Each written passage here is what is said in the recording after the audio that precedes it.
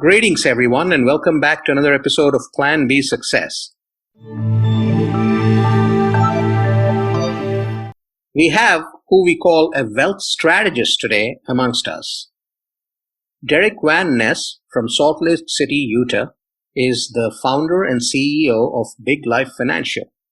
That's the company he runs in terms of financial practice, financial advice, whatever you might want to call it. And we'll find out all about that from Derick. But let's welcome Derick first. Derick, welcome aboard. Thank you, Rajiv. Really excited to be here. Love talking about this stuff. Why don't we begin with trying to find out who you are? Why don't you give us a quick snapshot of your background and what brought you into finance?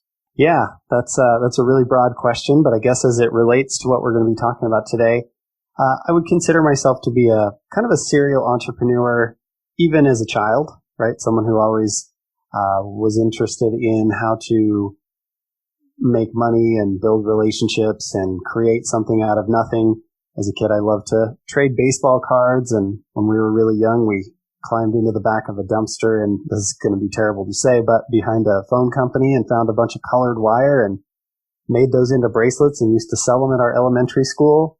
And everything in between. I've sold art on the streets of New York City and obviously run a finance company, run marketing companies, done a real estate investing, did that for 10 years off and on.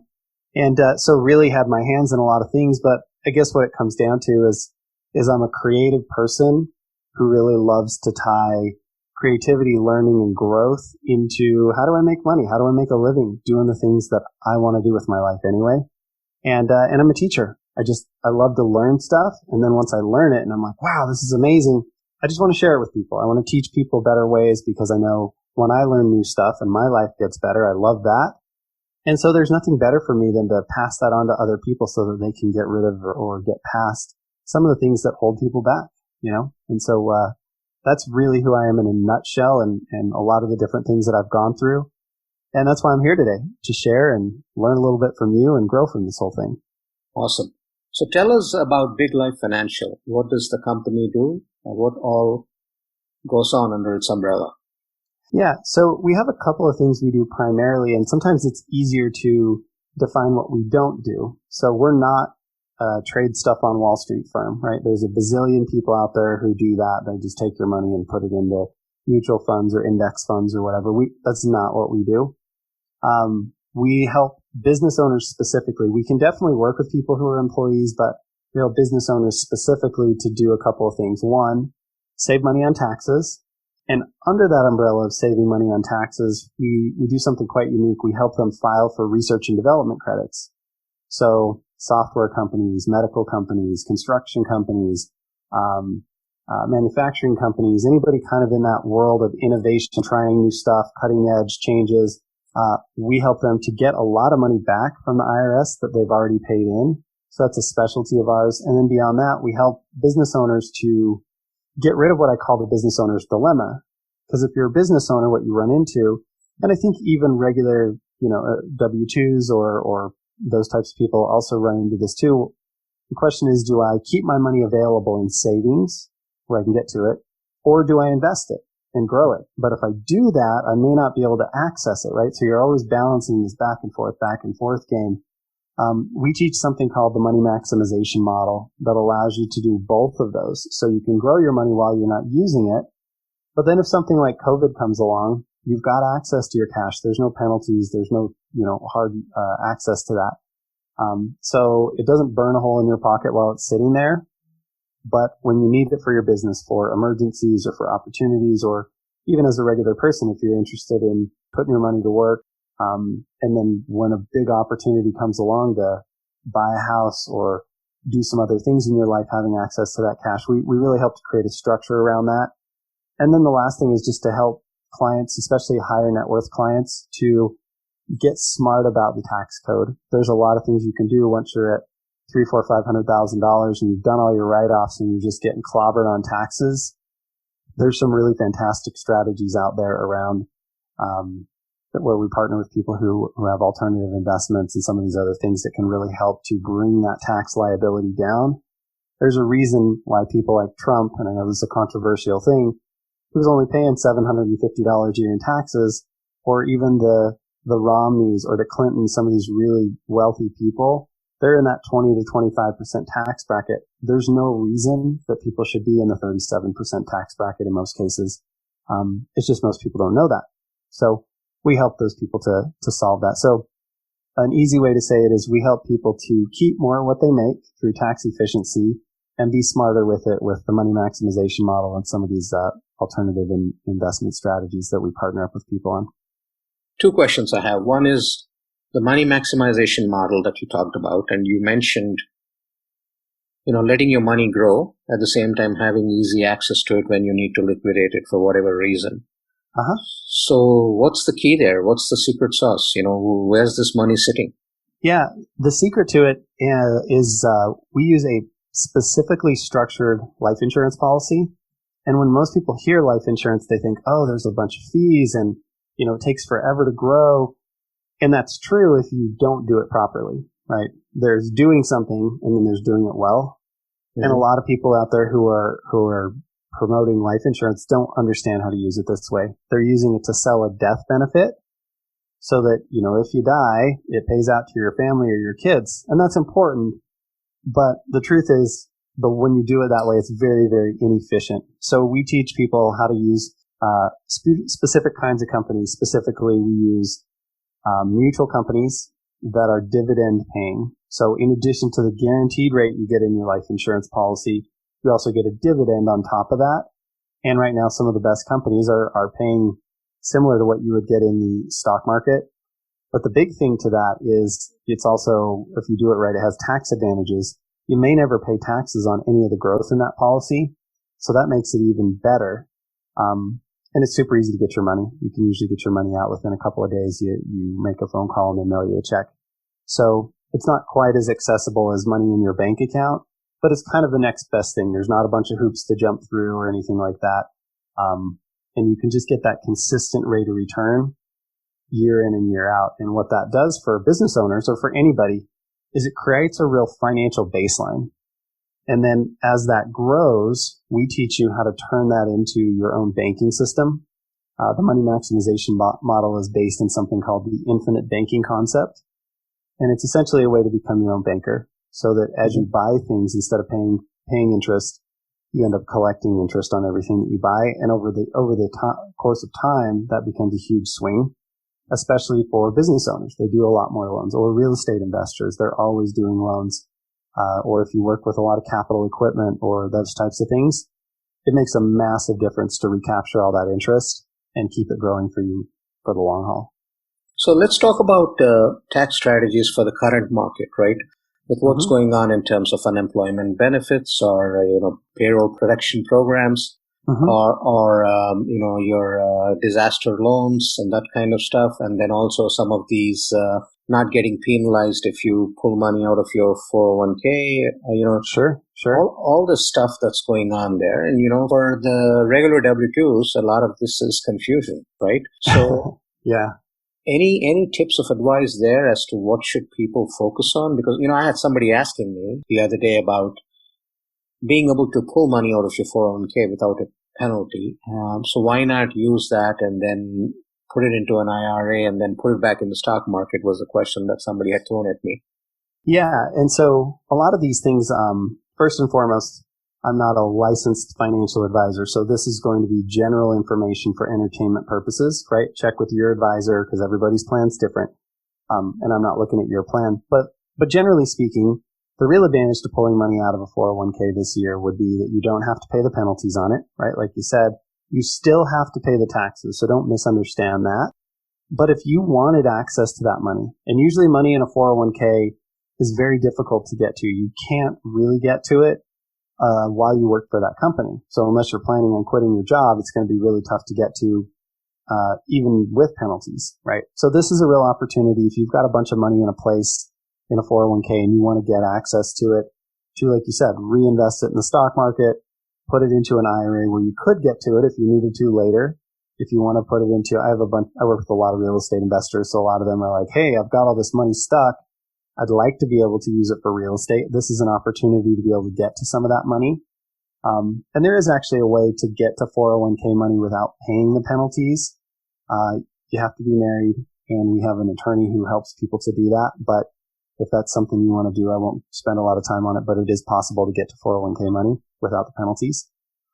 But this year, that's widely available. So if that's cash that you wanted access to or don't want in your 401k, it's a huge opportunity. You can also take that money as income. And the problem with it is, let's say you take the $100,000 out. Now that's going to add to your tax burden, right? You got to pay the taxes. You can spread that over 3 years. So that really helps. And you can be really strategic about it, especially if you're someone who maybe was out of work for a period of time. Maybe your income is going to be a little lower than usual this year, and you might be in a lower tax bracket. So getting that money out now, paying the taxes now, could be a real opportunity. You know, I draw the distinction for a lot of people that there's a difference between tax deferral, which means I'm going to pay the taxes later, and actual tax savings, which means I'm not going to pay the taxes at all. When we do life insurance, and if you do it properly, like that's total tax savings. Whereas with a 401k, you're kicking the can down the road. And so right now, due to the way that taxes are actually at a very low percentage relative to what they have been historically. So in my opinion, for a lot of people, it makes sense to get that money now, pass up the penalty now, pay the taxes now, because everybody suspects that over the next 5 to 10 years, we're going to have to see taxes go up, right? And we might even see a little bit of that depending on what happens with the elections. So paying the taxes now, if you're in a bracket that's favorable, I would highly encourage you to consider that, because when you go until retirement and the government's forcing you to take money out of those 401k plans at some point through required minimum distributions, you might be getting clobbered, right? We just don't know where we're going to be.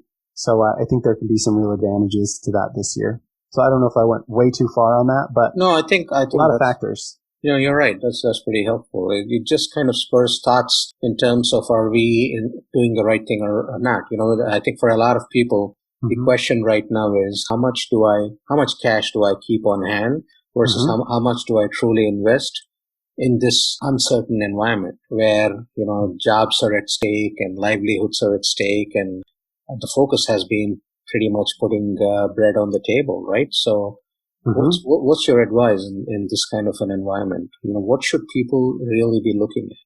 Yeah, so in a normal environment, we tell people we like to see 3 to 6 months worth of personal expenses. So that's just bread and butter. If I had to survive and pay my bills, how much do I need per month? We think you should have 3 to 6 times that set aside. Under normal times, for a lot of people who have steady work, maybe 3 months is fine.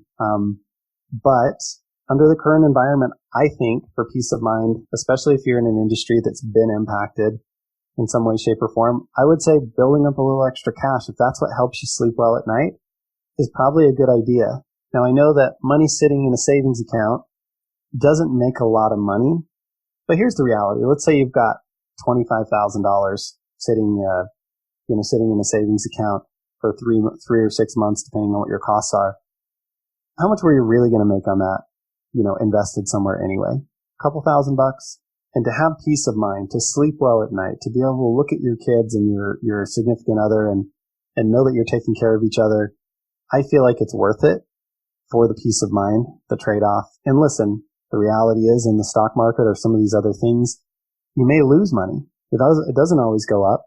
We're still at a negative for 2020. I don't know exactly what's going to happen there because, man, the market has been all over this year and none of it makes sense. So I feel like for a lot of people, sitting on a little extra cash just so that you feel good, because there's just a ton of value in that from a quality of life standpoint. So I would say lean more toward the 6 months than the 3 months. In your business, usually I tell people 1 to 2 months worth of operating costs, right? Your business probably isn't going to go to zero. But if it does, it's nice to know you've got 30 to 60 days worth of runway, and probably more than that because your costs would go down if you went to zero. But yeah, having a little extra there is not a bad idea. But you brought up the PPP loans and SBA loans. I do have clients who are sitting on $300,000, $400,000, $500,000 of these SBA loans at 2.75% to 3.75%. It's super, super cheap money. They're not sure what to do with it. I think if you can put that money in a safe place and have it earn to offset some of that, if in case you need it, it's a great idea. But right now, I think you and I talked about this before we jumped on the call. I think we're on the front end of this whole thing, right?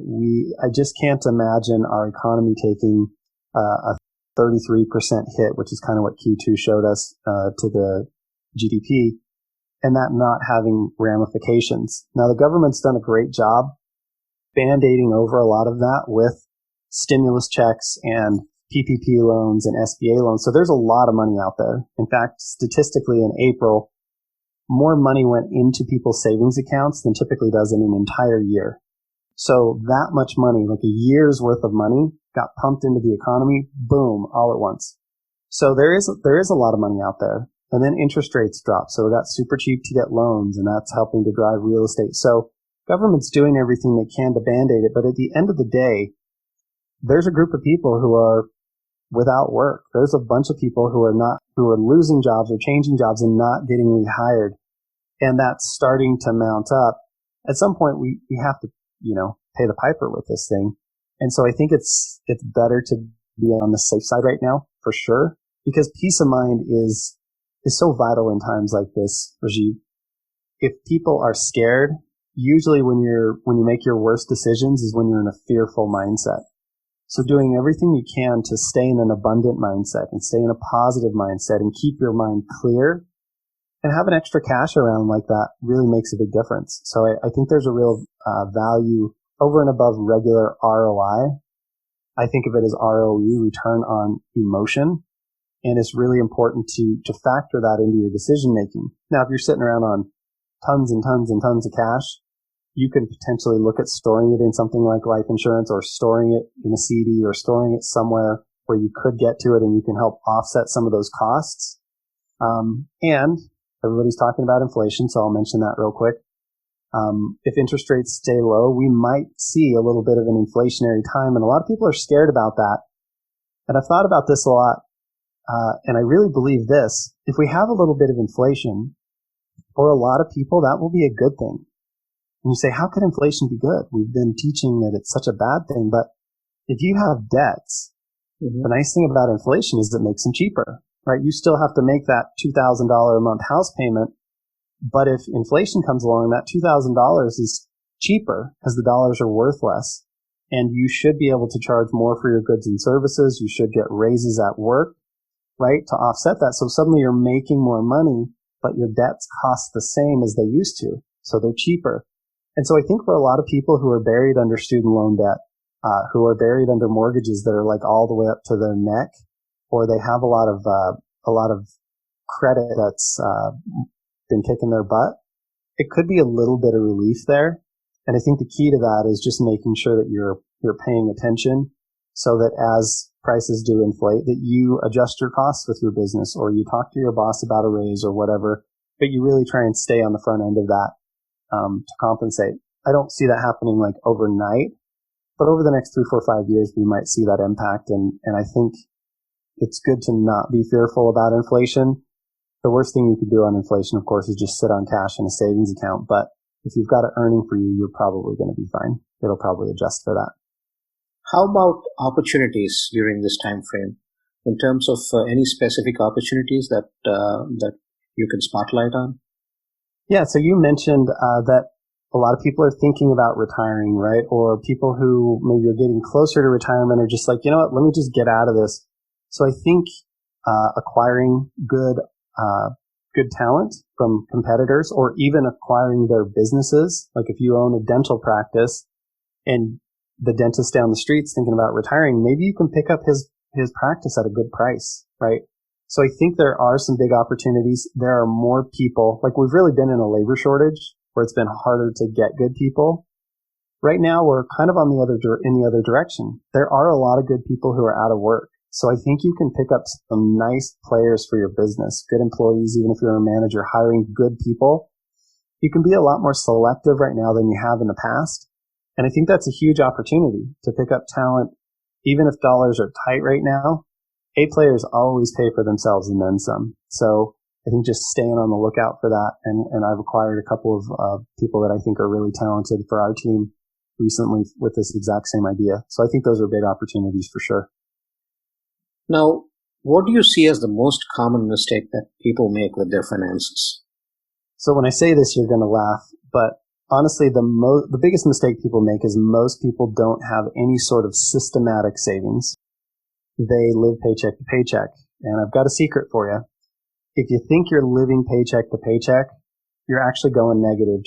You're just doing it slowly. And here's what I mean. If you think you're living paycheck to paycheck, if everything goes right, you barely make it. But the second the car breaks down or your kids need braces or there's an emergency room visit, that might go on a credit card or something else, and it's $2,000, let's say. Well, $2,000 on a credit card doesn't cost a lot, right? Maybe it's an extra $50 a month you got to pay. But now you're that $50 a month behind. And then the next time it happens, a little more goes on the credit card. And so if you think you're living paycheck to paycheck, you're running behind. What I advise people to do is to begin saving, even if you think you can't. Every time you get paid, set aside 10 to 20% of that, right? Just have it automatically, like the way that I get paid is in chunks and different things. So I have to go in and I have to manually transfer it. If you get paid every 2 weeks, just set up an automatic sweep. You know your check's going to be $2,500. Set it up so $250 just goes into a savings account and you never see it. And this is why, and this is what I do like about 401ks and IRAs, is they systematize savings. What I don't like is they trap your money. You can't get to it till you're 59 and a half, and I believe there's an opportunity cost there. But that's the biggest mistake I see is people don't save first. They have this conversation, honey, this month, we're not going to buy anything extra. We're not doing anything fancy. We're not going out to eat. And whatever's left in the account at the end of the month, that's what we're going to save. Here's the problem. Guess what's left at the end of the month? Nothing, right? Or in most cases, -5 or 10%. So what we really want to do is save first. I know it sounds silly, but life insurance does that. 401ks do that. Automatic sweeps do that, but save first and live on the rest. If you do that, you get wealthier every single month, every single year, every single decade. And that sounds crazy, but you want to set your life up such that if you don't do anything out of the ordinary, the things that you want to happen, happen. Systematize your exercise, systematize your time with your family, systematize your savings. If you do those things over the long haul, they get done a lot more often than they don't. If you only do those things when you feel like it or when you think about it, because, a lot of people think savings is optional and the only time they do it is when they have a really great month or something. It just doesn't happen often enough. And so I see a lot of people on the financial treadmill. They spend every dollar that they make and they run and run and run and don't get anywhere. They just get worn out. That's pretty awesome advice in terms of savings and systematizing. When it comes to financial peace of mind, a lot of people crave what you talked about, right? Return on emotions, as you said. I think that's more important than anything else, right? You got to take calculated risks, but you got to take it from the standpoint of, am I willing to put my emotions at risk, or am I willing to put my good night's sleep at risk, right? Those are the things. So when it comes to peace of mind on the financial side of things, and for somebody like what you talked about in terms of somebody who's just getting started with their savings, living paycheck to paycheck, that kind of stuff, what's your advice? How do they find their peace of mind? Probably a couple of years down the line, but what's the best advice you can provide? Discipline is one thing I'm hearing. Sure. Well, and the thing about discipline is it's only discipline until it becomes a habit. Right? So we only have to be disciplined for probably a couple of months and then it just becomes normal. So the nice thing about discipline is sometimes we think, I have to grind this out for the rest of my life. You really don't. Once you get used to it and it's like, I just get up and exercise every day, or every time I get paid, I save. At first it's an adjustment, but pretty quick it just becomes part of who you are. So the two things I would advise somebody who's really like living paycheck to paycheck is this. The first one is probably not what you're going to expect. It's invest in yourself. Invest in your education, invest in your learning, invest in your mindset. If you're super broke, that means reading books or listening to audiobooks, watching videos that are going to increase your mindset and your skill set, right? Get better at what you do because you're going to be able to earn more money. And that's one of the key things is if you don't earn money, you can't save it, you can't invest it, you can't grow it. You're just stuck, right? And then the second thing there is, even if you think you can't save, practice saving. And so what I mean is, you're like, hey, I'm living paycheck to paycheck, and I had to start this way. After 2008, I was flipping houses and I got clobbered, right? And I lost everything. And I went through a year or two where I was really, really tight. Well, I was kind of regrouping and figuring out what was going to be my next move. That was my pivot, right? Out of real estate and into what I'm doing now. And the long and the short of it is you have to save even when you think you can't. And what happens is you save that 10% and maybe you have to go and dig in so that you can buy some ramen noodles or fix a flat tire or whatever. But you're building the muscle of saving. It's like start with the big weights. You have to start with the little ones. So save even when you think you can't, and you get stronger at savings. And what happens is, even if you have to go in and dig that money out, eventually there's going to be a month that you don't. So now you're just a little bit ahead. And then pretty soon you learn to live on just a little bit less money, or you get a raise and now you're saving a little more and you're not spending, you're still spending the same, but you have more money to work with. And all of a sudden that habit, that weightlifting that you practiced over and over starts to build up. And what happens is as your savings account builds up, your confidence builds up. And if you're doing this simultaneously with building your skill set, you're going to be more valuable to your employer. You're going to be a better business owner. And those equate to value. When you create value, the dollars will follow without exception, right? If you create value and allow people to exchange with you, you're going to get paid more because you're more valuable. And over time, if you practice the savings and you start to earn more, that starts to compound on itself. And then you can start getting into the investing game and all the other stuff. Now, under Big Life Financial, what are the services that you provide? I would say the easiest way to put it is we provide tax strategy, wealth building strategies, and I do work sometimes with clients. We work with them on cash flow optimization, like especially businesses that don't really understand their cash flow, or individuals who have a lot of money come in, but there's none left at the end of the month. We'll look at their expenses and where they're putting their money and what's going on to help them clean that up, because that is a real point of inefficiency. But those three services kind of cover the majority of it. And how do you find your clients, or how do your clients find you? I go out and speak a lot. We do YouTube a lot. I run a Facebook page called the Business Owners Success Lab, and we do free trainings in there every single week. So I get a lot of people that way. And then I go to a lot of live events, do podcasting. I write. I have articles on Medium and on our blog and all of that. So we just put out a ton of good information, and people seem to find us. And I get a lot of referrals, especially in things like real estate investing, right? When you find a good person, everybody's referring you. And the banking system that we teach really resonates with real estate investors. It works so well for that. Now, you mentioned a YouTube channel. So can you talk to us about that? Yeah. So an easy way to find the YouTube channel is if you go to biglifefinancial.com/YouTube, right? Pretty easy. Or you can just look up my name, Derick Van Ness, on YouTube. Thankfully, there's not a bunch of Derick Van Nesses running around. But I do 2 videos a week. We really focus on finances, but my company's called Big Life Financial because it's really about getting money out of the way so you can live the life you're here to live. So I do videos on, like, I've been meditating for 10 years, so I do a video on like my 10-year meditation and sort of the perspective that changed over time with that.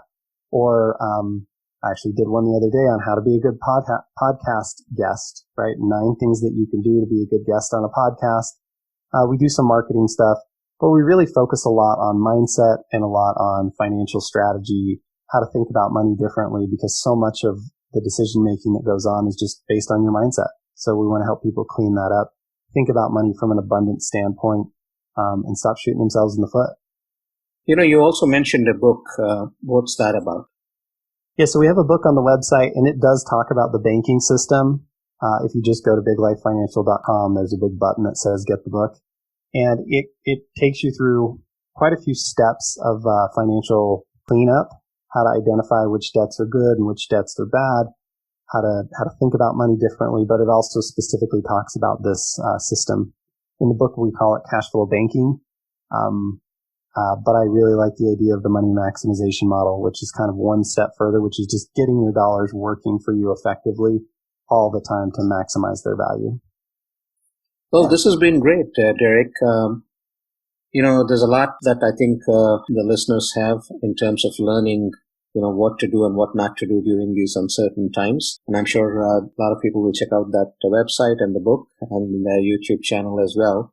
Before I let you go, anything that you'd like to share with the listeners, anything from your own experiences or your own personal life in terms of what they can learn from it? Yeah, I think probably one or two of the key things here are so many people chase money and then think once I get money, then I'll live the life that I want to live. I'm a believer in figure out what you want to do with your life and then how do you get paid to do that anyway, right? Like find a way to get paid for the things you were going to do with your life, whether you got paid for them or not. Now that doesn't always start off with just, follow your passion, find a way to make money surfing or something. But there's a lot of things that are meaningful in your life, things that matter to you that maybe aren't hobbies. And if you can find ways to turn those into income streams, it can really make a big difference because suddenly you're living the life you want to live and you're making money at it rather than having part of your life where you make money and part of it where you're living the life you want to live. It just becomes one big seamless thing. I think starting to think that way and incorporate that, and that could be bringing your creativity into your job or your skill set or the things that you're passionate about into the job. It could be with your business, putting your brand and your stamp on everything that you do. Even if you're an automotive shop, bringing your personality and the things that you think matter in the world into your business just makes a huge difference the way that you experience it. And I think that's really what it's about. Too many people are chasing the money because they want the life. I say, figure out the life you want and then figure out how to bring the money into it. That's probably it. I think that's awesome advice. Thank you so much for joining us today. It was a pleasure having you on the show, and we look forward to staying connected. Thank you. I hope you liked that episode and are enjoying all the episodes in Plan B Success podcast. I'd encourage you to go subscribe on your favorite platform, whether it's any listening platform or YouTube or wherever you listen to podcasts. Make sure you subscribe so that you enjoy this content and extract from it what serves you best, what benefits you in your own life, personal, professional, business, whatever it might be. PlanB.live is the website where you can go in order to find any episode that you would like to listen to. 3 times a week, we release episodes, the first being an inspiring interview with someone who's done it, been there, done that, and can inspire you to go after what you want to achieve. Every Monday, that's the episode that gets released. And then, on Wednesdays and Fridays, we pick a topic and we talk about it in order to benefit you in your personal and professional life. At the same time, if you're someone who's interested in learning more about these concepts, if you're someone who's interested in podcasting as well, go check out planbsuccessschool.thinkific.com. That's where all the online courses are. You can learn and benefit from them there as well. There's a bunch of free courses. There's a bunch of paid courses. Start with the free ones. Get to learn what you aspire to learn. And if you want to delve deeper, then you can sign up for the other ones. Thank you very much.